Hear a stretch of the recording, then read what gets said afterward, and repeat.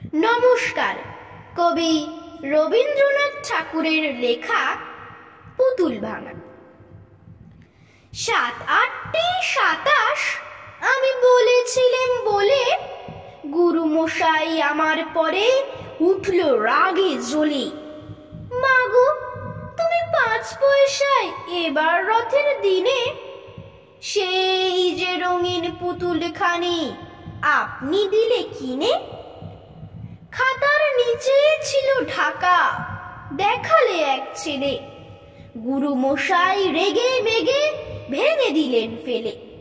বললেন, তোর দিন রাত্রির কেবল যত খেলা, একটুও তোর মন বসে না পড়াশোনার বেলা। মাগো, আমি জানাই কাকে, ওর কি গুরু আছে? আমি যদি নালিশ করি এক্ষুনি তোমার কাছে। কোন রকম খেলার পুতুল নেই কি মা ওর ঘরে? সত্যি কি ওর একটুও মন নেই পুতুলের পরে? সকাল সাঁঝে তাদের নিয়ে করতে গিয়ে খেলা, কোনো পড়ায় করেননি কি কোন রকম হেলা? ওর যদি সেই পুতুল নিয়ে ভাঙেন কেহ রাগে, বল দেখি মা ওর মনে তা কেমন তোর লাগে। নমস্কার।